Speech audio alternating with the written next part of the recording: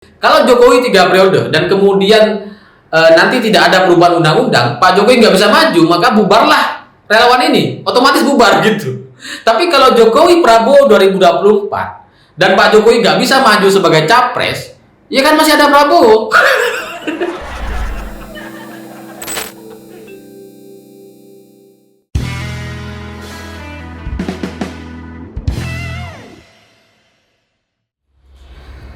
Selamat malam para mantan, selamat malam untuk semua kalian yang pernah terjebak dalam zona nyaman.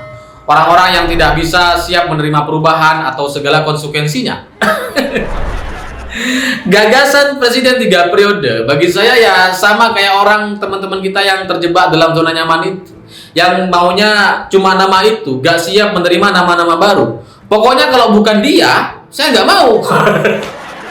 Ada banyak ya yang kayak gitu dulunya ya. Nah, cuma gerakan ini kemudian dikemas dengan alasan yang sangat logis dan masuk akal. Karena menurut M. Kodari, kalau bukan Pak Jokowi lagi nanti, bukan Jokowi Prabowo 2024, itu cenderung akan terjadi perpecahan, akan terjadi gesekan politik yang akan sangat melelahkan. Jadi daripada kita menghadapi cobaan yang begitu melelahkan itu, mending kita antisipasi aja dengan cara seperti ini, dengan gerakan Jokowi Prabowo 2024. Ya itu masuk akal gitu, masuk akal. Tapi kalau kita renungkan lagi, bukankah dulu juga Pak Soeharto ketika dia memimpin Indonesia dan dia nggak mau lengser, nggak mau turun, bukankah alasannya juga karena ini gitu? Dia nggak yakin pemimpinnya seterusnya itu bisa memimpin Indonesia. Menurut dia, dalam keyakinan dia, di Indonesia ya cuma Soeharto yang bisa jadi presiden gitu. Kalau yang lain nanti bisa perpecahan, bisa pertumpahan darah dan seterusnya. Jadi makanya Presiden Soeharto itu mau terus jadi presiden sampai kemudian terjadilah perlengseran. Nah, yang nggak masuk akal dari saya adalah itu kan sebenarnya Pak Jokowi juga sudah menyampaikan beberapa kali gitu, dan Pak Jokowi bilang bahwa beliau tidak mau jadi presiden lagi, capres lagi, dan cukuplah 2 periode ini, nggak mau mengubah amandemen undang-undang yang sudah ada gitu ya. Tapi kemudian masih tetap ada kelompok relawan yang memaksakan ini. Ini kan nggak masuk akal gitu, maksudnya sebenarnya ada tujuan apa, ada maksud apa gitu. Dan saya kemudian mencari tahu, baca banyak berita, kemudian dengarkan podcast M. Kodari ini dari Deddy Kobuzer, kemudian Mata Najwa, dan beberapa wawancara yang dia datangi begitu. Dan saya kemudian menyadari satu hal, bahwa kelompok relawan ini punya muatan politik yang sangat tersembunyi dan terselubung. Dalam analisa saya, sebenarnya saya jadi tahu gitu kenapa namanya Jokowi Prabowo 2024. Kenapa bukan Jokowi 3 periode? Kenapa bukan Presiden 3 periode? Kenapa? Kenapa harus Jokowi Prabowo 2024? Karena potensi kalahnya itu lebih kecil gitu. Potensi gagalnya lebih kecil. Kalau Jokowi 3 periode dan kemudian nanti tidak ada perubahan undang-undang, Pak Jokowi nggak bisa maju, maka bubarlah relawan ini, otomatis bubar gitu. Tapi kalau Jokowi Prabowo 2024 dan Pak Jokowi nggak bisa maju sebagai capres, ya kan masih ada Prabowo. Masih ada nama Prabowo. Jadi relawan ini tetap bisa lanjut gitu. Dan saya juga jadi sadar betapa canggih dan bagusnya tim relawan ini. Namanya tuh begitu canggih gitu. Karena alam bawah sadar kita itu sedang coba dibentuk gitu. Coba dibentuk. Karena sekarang kan seolah-olah, coba kita baca, Jokowi Prabowo 2024. Saya ulangi, Jokowi Prabowo 2024. Yang ada dalam benak kita seolah-olah setelah Pak Jokowi ya Prabowo 2024. Itu maksudnya gitu. Dan saya juga menyadari kenapa harus ada gerakan semacam ini, karena memang nama Prabowo itu sudah gak bisa menjual gitu. Udah kayak kartu mati lah. Prabowo itu dikenal dari 98 dan 96% kira-kira rakyat Indonesia. Mayoritas orang kita tuh udah tahu Prabowo. Tapi penerimaannya, orang yang bisa menerima Prabowo jadi presiden itu dikit gitu. Lebih banyak nggak setujunya gitu. Jadi karena penerimaan terhadap Prabowo ini rendah, maka kemudian disandingkan dengan Pak Jokowi. Karena apa? Nama Pak Jokowi itu masih cukup menjual dan mayoritas masyarakat Indonesia itu ya puas dengan kinerja Pak Jokowi gitu. Makanya kemudian disandingkan Jokowi Prabowo 2024. Tujuannya itu. Dan saya kemudian semakin yakin karena kelompok ini kan itu munculnya, kalau nggak salah saya sudah cek gitu dari banyak referensi, itu pertama kali muncul di Deddy Kobuzer sekitar bulan Maret lah, dan itu bertepatan dengan Partai Gerindra, sikap beberapa elit Partai Gerindra yang menyatakan bahwa mereka siap mengusung Prabowo lagi di 2024. Katakanlah itu kebetulan, ya masa kebetulan gitu. Saya nggak yakin itu sebuah kebetulan belaka karena pas sekali di bulan yang sama gitu. Nah, apa konsekuensi dari kampanye Jokowi Prabowo 2024 ini kalau terus dilakukan? Konsekuensinya adalah maka nama-nama lain di luar Jokowi dan Prabowo itu akan semakin tenggelam gitu kan. Misal Ganjar Pranowo, Erick Thohir, Anies Baswedan, Ridwan Kamil, Sandiaga Uno dan seterusnya itu yang punya potensi untuk maju di 2024 itu akan semakin tenggelam. Karena apa? Karena dominasi nama Jokowi Prabowo ini sangat kuat di Indonesia gitu. Selama 10 tahun terakhir ini kan begitu luar biasa gitu. Susah untuk kita kalahkan, apalagi kemudian kalau dikampanyekan terus sampai 2023 dan mepet gitu. Maka nantinya kalau memang itu amandemen nggak ada, ya udah benak masyarakat akan masuk kepada Prabowo dan itu akan lebih diterima karena ada nama Pak Jokowinya di sana. Karena jujur harus kita akui bahwa sebagian masyarakat Indonesia, saya nggak mau bilang sebagian besar, itu juga banyak yang maunya Pak Jokowi 3 periode dan Pak Jokowi lagi aja gitu. Tapi kalau nggak bisa ya udah Prabowo gitu. Karena apa? Karena kampanye ini kalau dilakukan secara terus menerus itu akan membentuk alam bawah sadar kita untuk menerima Prabowo untuk jadi presiden gitu. Dan saya harus akui penggagas atau pimpinan relawan ini M Kodari itu kan memang luar biasa, cerdas lah orang ini. Karena ya gimana, dia pimpinan lembaga survei gitu. Kalau nggak cerdas nggak bisa dia pimpin lembaga survei. Dan cara penyampaian dia di mata Najwa itu begitu asik, begitu fun. Cara dia untuk menyampaikan nomor WA dan kemudian menunjukkan betapa banyak dukungan yang muncul di layar HP dia dan nggak berhenti dengan secara fun, yaitu betul-betul cara komunikasi politik yang luar biasa gitu. Meskipun kalau kita mau sadari, mau kita jujur gitu, sebenarnya jangankan namanya M Kodari gitu. Nomor WA saya juga kalau saya sampaikan di sini itu tiap hari akan masuk pesan-pesan baru gitu dari nomor-nomor baru. Ya meskipun dari nomor geng Cekeas atau geng Jamaah Sandalia atau geng Jamaah Balio gitu ya, yang mau nyerang yang nggak setuju gitu. Tapi intinya tuh kalau disampaikan ya mungkin akan terus bergerak gitu, masuk pesan-pesan baru. Nah, M Kodari itu sudah tahu dengan itu, sudah tahu konsekuensi itu dan kemudian dia terus memainkan cara-cara yang menurut saya sangat efektif dan cerdas sekali orang ini.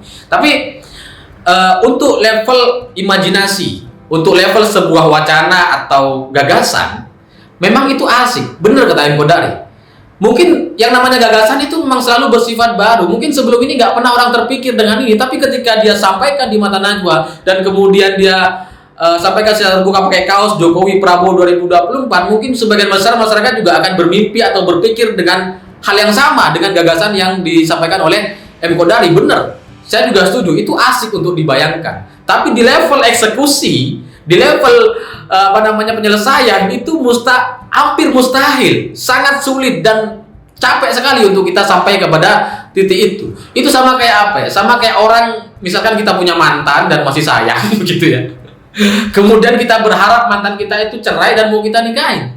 Itu kan sama kayak Pak Jokowi sekarang yang sedang setia kepada konstitusi dan tidak mau mengubah amandemen. Mau kita goyang-goyang, mau kita goda gitu supaya mau bercerai dari konstitusi. Dan kalaupun misalkan Pak Jokowi setuju dengan itu, amandemen diubah, undang-undang diamandemen, tapi kan belum tentu Pak Jokowi juga mau jadi capres lagi. Kan belum tentu. Kalaupun jadi capres lagi, kalaupun mantan kita itu mau menerima kita misalkan, tapi kan keluarganya belum tentu mau. Keluarga kita belum tentu mau, belum tentu bersedia. Dan sama Pak Jokowi juga kalau jadi presiden juga belum tentu dipilih oleh masyarakat Indonesia dan jadi lagi gitu. Kan belum tentu. Jadi dari semua cobaan yang permasalahan yang begitu besar ini menurut saya tidak sesuai dengan konsekuensi yang harus kita hadapi ke depan gitu. Dan sebagai pimpinan lembaga survei ini sebuah fenomena yang baru gitu. Sebenarnya ini boleh-boleh aja, masih dalam koridor yang ya masuk akal gitu, boleh. Karena lembaga survei yang lain di 2014, 2019 itu pernah ada lembaga survei yang bertolak belakang gitu. Yang lain memenangkan Pak Jokowi, dia sendiri menangin Prabowo. Jadi lembaga survei di Indonesia ini sudah sekrisis itu nampaknya gitu. Sekrisis itu. Dan kalau kita lihat M Kodari, sebenarnya nama Indobarometer ini bagus gitu, bagus dan selalu akurat lah secara survei. Tapi kemudian saya juga cari tahu M. Kodari ini seperti apa. Di zaman Pak SBY, M. Kodari ini sangat pro terhadap SBY.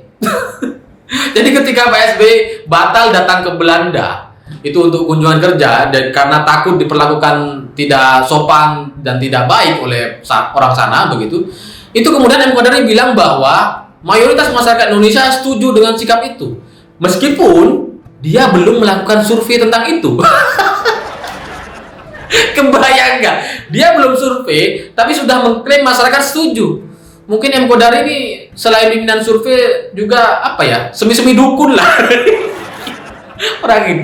Dan kemudian dia juga saya yakini sebagai orang yang susah move on dengan perubahan, karena dulu dia adalah orang yang mengatakan bahwa almarhum Ani Yudhoyono itu adalah calon presiden 2014, cocok sebagai calon presiden gitu. Ya meskipun kemudian batal gitu, gak jadi. Ya karena masyarakat lebih fokus kepada Pak Jokowi waktu itu. Tapi kalau waktu itu nggak ada Pak Jokowi, cuma ada Prabowo, ya mungkin bisa aja memang benar-benar Bu Ani yang maju gitu. Bisa aja terjadi. Nah, orang ini ya sekali lagi tipe orang yang tidak siap dengan perubahan, tidak siap dengan konsekuensi yang sudah ada gitu.